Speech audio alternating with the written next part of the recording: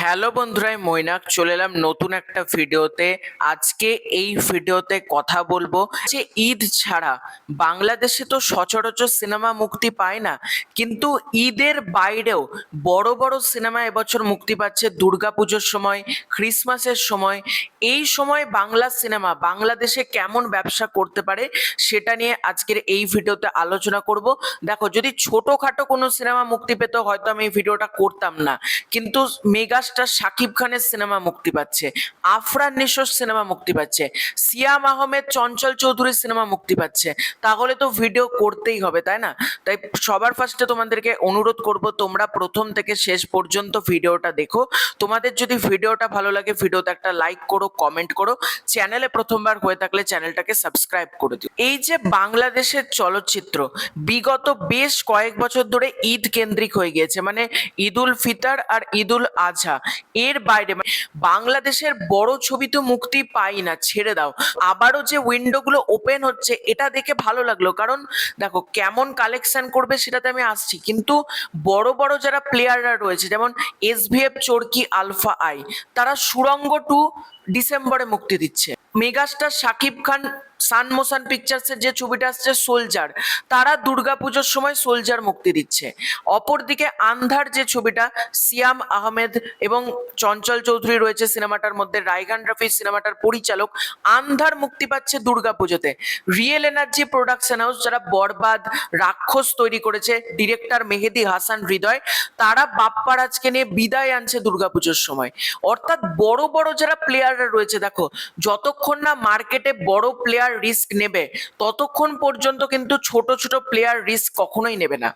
এটা ভালো লাগছে দেখে যে বড় বড় প্রোডাকশন হাউসগুলো ভেবেছে যে ঈদ ছাড়া ছবি আনা যেতে পারে এবং সেটাকেও বড় গ্র্যান্ড ভাবে কিন্তু প্রমোশন করা যেতে পারে। এবার আসি কোন ছবি কেমন চলবে। প্রথমেই আসি আন্ধারকে কেন্দ্র করে সিয়াম চঞ্চলের ছবি, যেটার পরিচালক হচ্ছেন রায়হান রাফি এবং সিনেমাটার প্রডিউসার হচ্ছেন 221B ফিল্মস, অর্থাৎ আদনান আদিব খান, সাকিব চৌধুরী এবং সারা আলী যারা রয়েছে 221B ফিল্মস, তাদের এটা প্রোডাকশন হাউস থেকে সিনেমাটা হচ্ছে এবং তারা একটা প্রথম প্রোডাকশন হাউসে এত বড় একটা রিস্ক নিচ্ছে। দেখো, আন্ধার নিয়ে আমার কাছে অনেক আপডেট আছে, ভবিষ্যতে সব একটা একটা করে দেবো, তখন তোমরা আন্ধার নিয়ে উড়ে যাবে আন্ধারের আপডেট দিলে, এটুকু তোমাদেরকে বলতে পারি। আন্ধার হচ্ছে একটা পুরোপুরি হরর ছবি এবং এই সিনেমাটাকে নিয়ে আমার এক্সাইটমেন্ট তুঙ্গে রয়েছে, বিশাল এক্সাইটেড আমি আন্ধারকে কেন্দ্র করে। এবার যদি আসি সোলজারকে নিয়ে, সোলজার শাকিব ফাহাদ, মেগাস্টার শাকিব খান, তানজিন তিশা এবং ঐশী রয়েছে। সিনেমাটার প্রডিউসার হচ্ছে যারা রকস্টার বানিয়েছে, সান মোশন পিকচার্স, তারা বানাচ্ছে এবং তারা কিন্তু ঈদ ছাড়া হাওয়াও কিন্তু নিয়ে এসছে, হাওয়া কিন্তু ঈদ ছাড়া মুক্তি পেয়েছিল তাদের।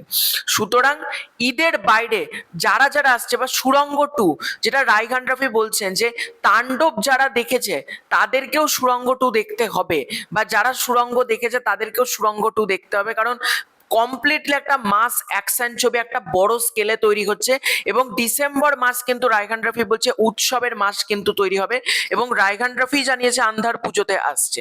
এবার এই যে এতগুলো ছবি তারা নিয়ে আসছে, বা বিদায়, শাহারিন আক্তার সুমি জানিয়েছে তারা দুর্গাপুজোতে আসছে, এই সিনেমাগুলো যে আসছে এগুলো কি চলবে? দেখো, সব থেকে বড় কথা হচ্ছে একটা ছবি কোথাও তো ওয়ার্ক করলো না ঈদ ছাড়া, তাই বলে যে ঈদের বাইরে সিনেমা মুক্তি দেব না, এটা কিন্তু কমপ্লিটলি ভুল।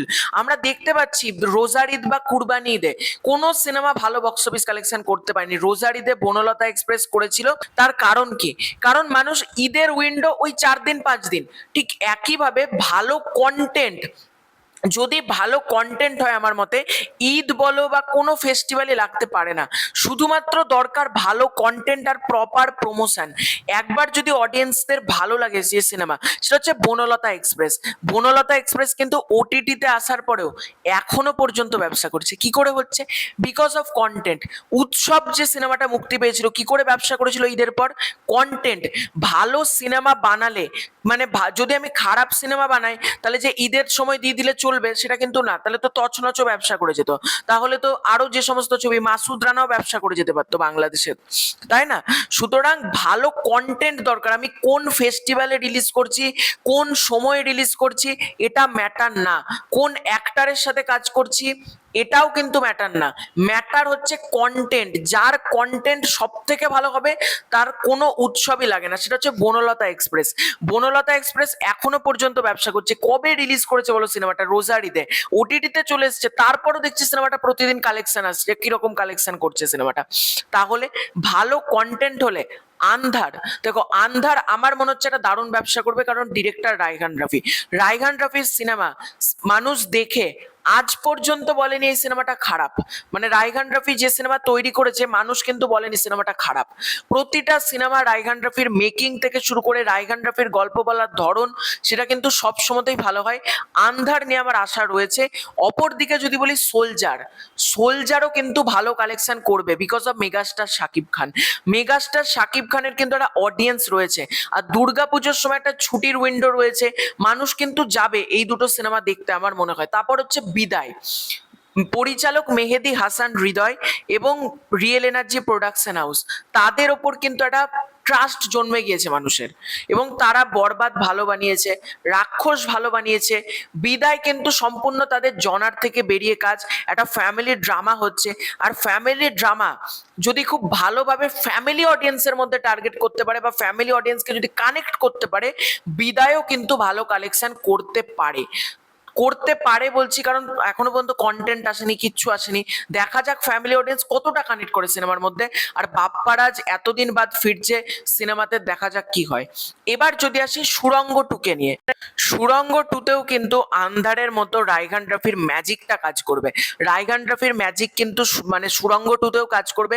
প্লাস নিশো এবং রায়হান রাফি এই জুটিটার ম্যাজিক রয়েছে। নিশোর সাথে মানে নিশোকে প্রথমবারের জন্য আমরা অ্যাকশন করতে দেখতে পাবো, সেটার একটা প্লাস পয়েন্ট। যদি মেগাস্টার শাকিব খানের ক্যামিও থাকে তাহলে মেগাস্টার শাকিব খানের অডিয়েন্সও যাবে সিনেমাটাকে দেখতে, সেটা একটা প্লাস পয়েন্ট।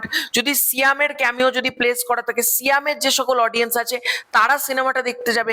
এবং সর্বোপরি ঈদের বাইরে যখন সিনেমাটা আসছে সুড়ঙ্গ টু, মানে ক্লাসের কোনো সম্ভাবনাই নেই। মানে ঈদের সময় 4-5টা সিনেমা, দেখো সুড়ঙ্গ যখন মুক্তি পেয়েছিল প্রিয়তমা সহ মোটামুটি আরো 6-7টা সিনেমা ছিল আমি যদি খুব ভুল না করি। এবার 6-7টা সিনেমার মধ্যেও প্রিয়তমা সুড়ঙ্গ ব্যবসা কিন্তু করেছে। সুতরাং আফরান নিশোর কিন্তু একটা অডিয়েন্স রয়েছে।